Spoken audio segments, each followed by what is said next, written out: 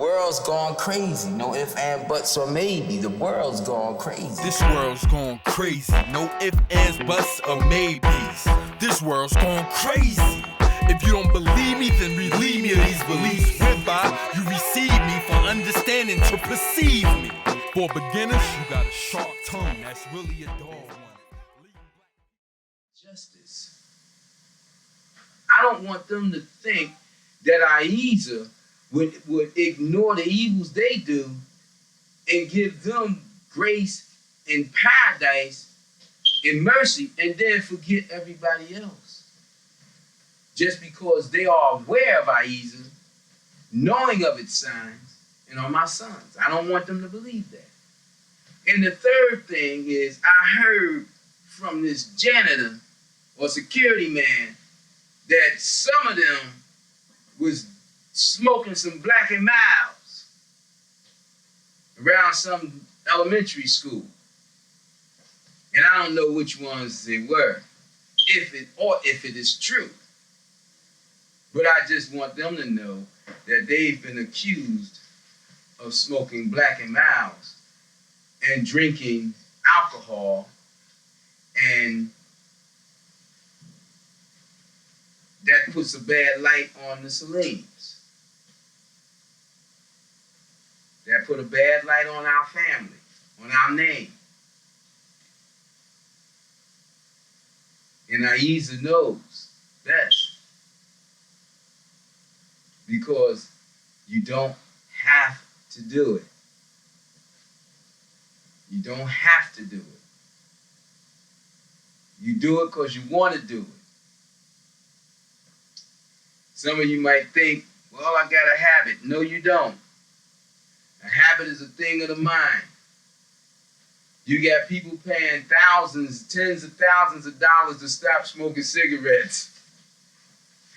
I smoked for 10 years as a fool.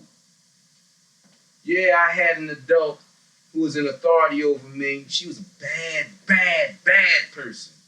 And she tried to destroy my life, a sister-in-law of mine. Had me smoking at 10 years old, skin popping dope at 10 years old, smoking marijuana at 10 years old, doing all kinds of things. And she told me it was all right and she would protect me and she would do all these things. And I'm going to give her a little justice and ain't going to call her name on this show. She was a bad person. And then she lied on my brother who passed and said that, tell my mother and father that he was the one responsible for me being out there in the drugs, when she hid me and hid what she was doing while I was in her house under her care by my mother's authority, hid it from him for 4 years. My brother didn't know what I was doing under her until I thought I was strong enough to stand up in front of him and do it, and he wanted to knock my head off. And asked me, what the hell are you doing? And my thing to him is, if you was paying attention to me and wasn't paying attention to yourself in them streets, you'd have knew what I was doing. But I didn't get too smart because I wasn't too sassy, as I say, because his love for me, he wanted to knock my head off, you know? And he loved me. That was my oldest brother. He loved me. He put a lot of interest in me, something that my second brother did not do and have not done in all his life. But he came to me when I was 40 years old talking about being my friend, and I just can't fathom that. I can't understand that, you know. But anyway, someone has accused my sons of doing those things, and I just want to apologize to the community that if my sons are out there doing that and partaking of those things with the other people in the world, then I apologize sincerely. It really it's not for me to apologize, but for them I apologize. You know, to please my Lord, I apologize. It's not my fault, because I have done the best I can with them, just like some of you are doing the best you can with your children, and they're being caught up in these gangs and homosexuality and just alcoholism and drugism and just all of the negative things. I just want you to know there's a heavy war going on against your sons, directly against your sons. And a lot of people put their daughters ahead of their sons, and that's a mistake. Your sons are just as important, if not as important, as your daughters. If they take your sons out and make them homosexualities and intoxicating bums and just useless men in the street, then that's the destruction of our people. They already have to fight the women, the young women and the older women, because these women are so lewd and can't hold back on their desires, their passions for sex, and they're already being bombarded because that's what they do in the black neighborhoods. Our greatest height is to achieve enlightenment in sex. So we got women out there, and young women and old, trying to kill our sons and our men with sex. And I know that I'm speaking the truth because I've had a number of them try that on me. And many of them hate me for the truth that I would not allow them to do that to me. I stuck with my Lord. And I'm told that my sons are basically sticking with my Lord. I don't know, but I hope they are. But I know that if they are, they will be rewarded for it. Because all they have around them is cash evil. Evil upon evil upon evil. When they walk out the door, they're walking out into a trial of life. Even in the house, they got trials, and people, certain individuals are in there giving them trials, coming into the house. You're going to have trials no matter where you go and what you do. Now, I have one son that hasn't reached the age of maturity. He's 16, I believe. Right, Muhammad? He'll be 17 this year. He think he's reached the age of 22 or 23. He think he knows everything. You can't tell him nothing. He thought he was a man a long time ago. He act like he's a man when he's dealing with us. Think he can go out and come in at any time of the night, whenever he want, and do whatever he want. Get on the phone, talk whatever he want. That's Muhammad. Now, I could be angry as hell with him. But unfortunately for me, I was just like that. I was just like him. Thought I was a man because my sister-in-law told me I was at a young age, and I believed it. A lot of other adults told me I was at a young age. And when I had a child being conceived at a very young age, I think I was 13. Didn't make it here because a mama had a mother get one of them abortions. But I thought then I really was a man, because you don't have good education in the ghetto unless you're blessed. And I was an ignorant fool. I couldn't listen to my parents anymore about church and the holy gospel and things of that nature. No, I was caught up. And I called myself a Muslim, but I stopped mentioning the name of Allah because I knew it wasn't right to mix Allah with mammon, Allah with the world. So I stopped using the name of Allah and trying to protect myself, and completely forgot Allah and started living a life in the dark world, going to bed at 5 and 6 and 7, 8 in the morning, getting up 6, 7, 8, and 9 at night and going out. I was out with the ghoulies, man. I remember there was a stretch of my life for 4 years I hadn't heard the name of Allah, and I forgot the name of Allah. And I had a near-death experience, and when I called on God and realized that I had forgot his name, oh man, that messed me up. That messed me up. But my Lord told me that I would live. It wasn't going to take me there. He said, you're going to live to serve me. I'm going to bring you back into this world. So I was brought back into this world. And I went to my mother, and I told my mother some things. And my mother used to always say, when I tell about life after death, and the Lord had came to me when I was 7 years old, and the angel Gabriel had came to me and my brother when I was 7 years old, and how I was taken into the heights of the heavens, the universal heavens, in the spirit realm, in the astral realm, by the bird of paradise, or one they call the griffin. I was taken under his wings and taken to the Lord, and the Lord explained to me about religion and about its names and about all the many religions it's sent to man. I was only 8 years old, 7.5 years old. And I came to my mother and I talked to my mother, and my mother told me, shut up. Don't you talk that stuff. Shut up, because people gonna think you crazy. My mother was more concerned with what people thought about us than she was about the truth. You understand?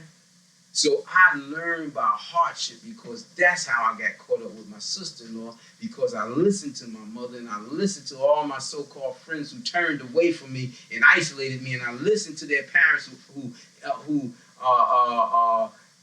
said that I couldn't come in none of their homes anymore in the project. Can you imagine? You can't go in nobody's home because you talking that Muslim talk? That's what they used to say, that Muslim talk back in the 60s. 50s and the 60s when I was talking it. And they didn't understand, couldn't believe that the Lord had came to me.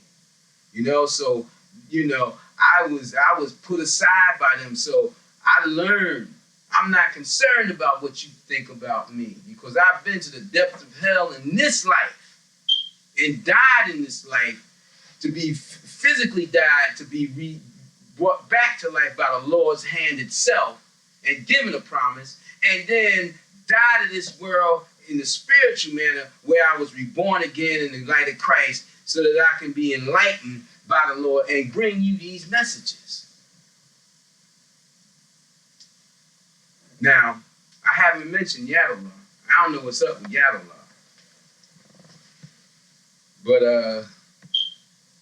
I'm hoping that Allaah is straight, because Allaah is kind of, he's quiet and he do his thing, and, and he's nonchalant, and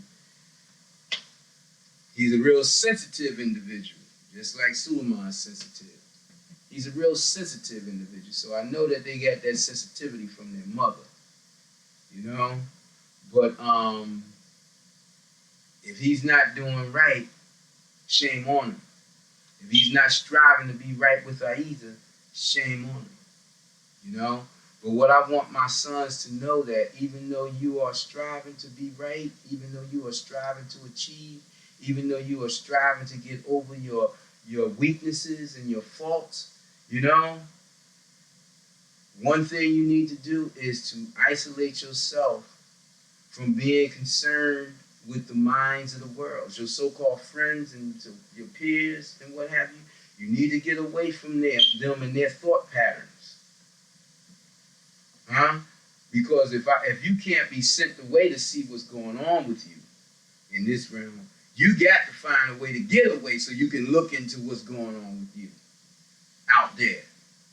You understand? And you gotta take Allah as though you see it, because it's present. It's always is. Here right now, it's unseen and it's absolutely quiet. But it's here. And it's in you. It knows everything about you and all your secret parameters of your own being. It is there in you. The sooner you get to realize that, to live in that knowledge, the better off you'll be as a human being. And the better you will be able to serve humanity. But if you don't take that step, then you're just going to be another one of those that Allah is not pleased with. And Ahezaah has come down this day to destroy this world. And when Ahezaah decides that it's going to destroy a people, it sends a messenger, and I'm that messenger. But Ahezaah don't favor the sons of the prophets, the messenger prophets, whereas they can do wrong and then they don't get chastised. Ahezaah is not unfair and unjust. As we say, it's not prejudice. Ahezaah is not a man. It is the supreme mind of El Amen, the breath of mind of eternity. It's something other than what we are, but it gives us mind. It is the fifth element of the four elements, the one that is real of the elements. The one that make the elements, the wind, the fire, the air, the fire, earth, and water. that makes them real. And it is inside you, permeating you all throughout. And even your devil surrenders to it. Satan fears it and surrenders to it. But Satan has been made to be a fool. The greatest fool of all fools. He's fooled by himself. So I beg you, to remember when you out there in the world that you have responsibility, not just to yourself, but to people that's looking at you that may follow you in whatever it is you do. When I was a youngster, around your age, I had a great following. Unfortunately, I had a great following of thugs. A lot of people who glorified the evil that I was involved in and tried to be like me. And I even ran the one who had just got out of jail doing 7 years, he said, in Broadway. And when he found out that I had became a state police officer, he went crazy on the bus. And he said to me, I just did 7 goddamn years in Broadway trying to be like you. How in the hell you become a state police officer? What's wrong with the world? And that was back in the 80s. I see him now, and he understands what happened to me. He has grown. And he's all into Christianity. He was bad, but now he speaks good. So he said when I seen him recently, he said, we all have our turns, man. He said, now we got our sons. He said, we got to let our sons go to experience that hell so they'll learn to know. And I said, yeah, I feel you, brother. I know where you're coming from. And I thought about you all. And I said, let me just get them here on this show and sit down and let the people see how I talk to you in general. Because people try to make their whole opinions. And there's a lot of enemies of mine out there who would like to bring forth false words against me. But I deal with y'all, and your sisters know I deal with y'all, just like I deal with the people of the world, right? I put Allah first, right? Ahezaah first. I call you all the right. I don't sidestep, and I don't make no excuses for your evil, do I? No. Because I am binded and bound by Allah, by Ahezaah. It is my life, my breath, my essence, my mind of being. And I am not confused about it. And I pray that you will become strong men to be a help in this world. So that there will be someone left behind me with truth and firmness. And then maybe we all will meet in paradise. But aside from that, I might not see you anymore. How much time do we get, brother? 10 minutes. 10 minutes. So, anybody have any questions for me? Any concerns about what I've said? Speak now or forever hold your peace. You have something to say, mother? No? How did you do with your interview today? They said since the human resources people wasn't there today, that they're gonna send me the paperwork in the mail. So all I gotta do is pass the drug test and record check clear. Oh, well, we know you can pass a drug test because you ain't doing drugs. And we know that your record is clear because, we straighten all that out. So as long as you ain't been doing no drugs in the last 3 months or whatever the extent is that they go, then you smooth sailing. Good. hood. So I know you ain't the one who's doing the black and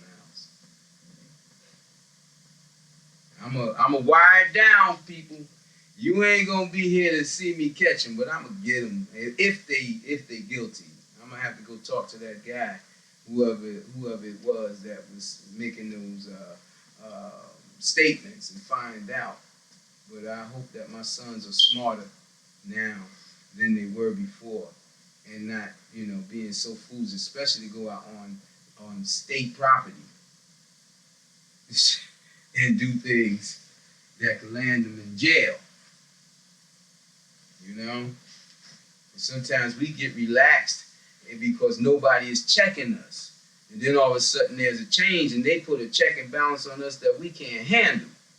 They say, well, it's always been a law that you shouldn't have did this and that. Yeah, but you weren't always pushing the law. Well, that's neither here nor there. I'm pushing the law now.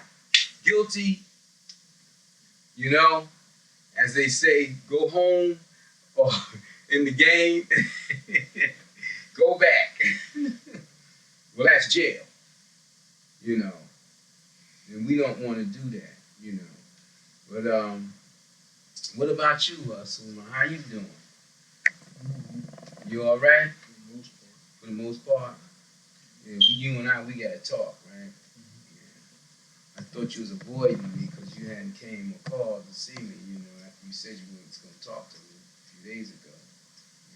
Was that a few days ago? Yeah. So we need to talk. He's big and strong, people. He's big. Look at all the muscles.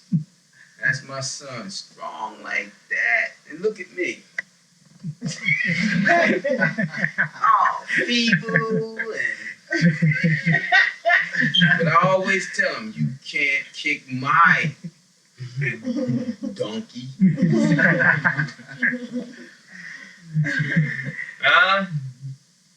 I'm glad he's respectful and honoring of his father because he might want to kick my behind. But I got some daughters. I got some strong daughters, man. I'm telling you, I ain't going to shine a light on them, but they will tear these boys up. They are strong. I don't understand what my Lord has done. My boys come out all small and feeble, and they have to wait till they get to be about 14, 15, 16 before their muscles develop, and then they grow strong, even the wiry ones.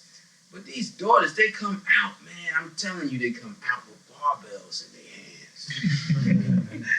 It's just so strange, man. But all my daughters, strong. It's scary. It's scary when I'll tell you this here. I told my second oldest daughter about 8 years ago, I think. Was it about 8 years ago? Maybe longer. About 13 years ago. I told her, we were playing, I was wrestling with her, like the daddy do the girly girl things with his baby girls. I had to stop. I said, dear, please, baby, don't let no man know you this strong. I was serious, and I was like him back then. I was still pumping and doing my thing. I was built, but she scared me. And she had a sister. My other daughter, stronger than her, maybe. I had already knew about her. And I ain't gonna call their names. But they were strong as could be. Now I got another one here. Well, 1, 2, 3, 4, 5. Golly, I think 5 of them is strong as men. And I tell them, you can't play with daddy. No, you can't play with daddy. And sometimes I get them in a little bear hug or, what you call that? When you put it around their neck, a chokehold. And when they forget and start coming out of that thing and have me in this reverse slam, I'll be like, wait a minute now. Wait a minute. The game is over. Stop playing. They forget themselves, but they tell me ain't nobody gonna mess with me. They'll rip their hearts out, and I believe them. But all in all, people, I have a good family. I was blessed by Ahezaah. I had 4 in the beginning of another life. that chose not to walk the path of truth with me. My oldest son is, a deceit artist. Those of you who know me know Rashad. He's a deceit artist. He's dangerous. He's taken much information from me, and he's abusing and misusing it and messed up some people's minds with it, and they don't even trust him no more. And he has had a vendetta against me for most of his life that he's grown into his manhood and still have it. But he fears Allah to a degree where he don't try to inflict that, straight up harm on me. But, with him not realizing that Ahezaah blessed me to, or gives me the talents to see into people, he don't really understand that I know in full effect that he has this vendetta. The same as his oldest sister, my oldest daughter, has a vendetta, and she's very slick and sly and try to hide it so much. But none of you, like Allah says in the Holy Quran, disbelievers cannot deceive the believers. I am a believer. I'm a true believer.